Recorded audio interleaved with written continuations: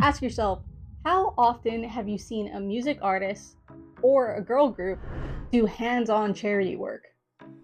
I am Joyce, a Bloom from America. Welcome back for Ep 2 of Why Do I Support BINI? Another reason why I support BINI is because I think that they're genuinely good people.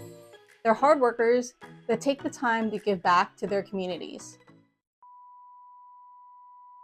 To the bashers who see this and have made the last year really hard on BINI, you did that based off of edited clips and rumors spread about them. I sincerely worry about your ability to judge character, because we should not be judging people based off of things other people spread about them, but instead based off of their actions and their real intentions.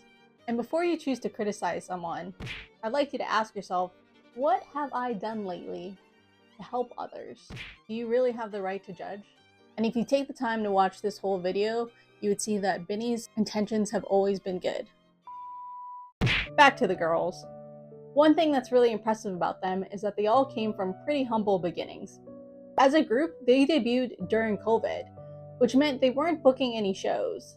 There's even clips of them handing out flyers just so that people would show up at their performances. But then you fast forward to now, and they are so famous in the Philippines. They have billboards everywhere, sponsorships from everything from pads and deodorant to cool clothing brands, and of course, Jollibee. But their fame has not stopped them from giving back to their communities. Now ask yourself, how often do you see a music artist or a girl group do hands-on charity work? Each of the BINI girls have their own active charities that organize events throughout the year. Whether it's a charity run or volunteering at a pet shelter, organizing a fundraiser, or even hosting a mental health seminar. These BINI girls have done it, and it's impressive all the causes that they have advocated for and continue to support. Even during their 3-day Grand BINIverse concert, they made a special performance highlighting the deaf and hard of hearing community by singing in sign language. It's not something most artists do, and they really didn't even have to do it, but it was their way of being inclusive and spreading awareness for this minority group. They've also shown a ton of support to the LGBTQ community, but that's something I'll cover in another video.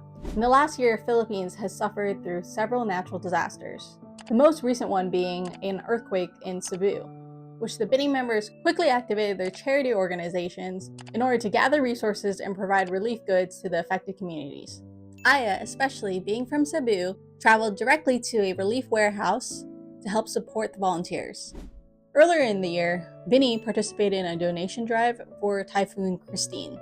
Since then, they have raised funds and donated 1 million pesos to those affected. So with all the community work, donations, and advocating for different causes, I feel that BINI are not only just a girl group, but are positive role models. They serve as great idols for young children, especially young women.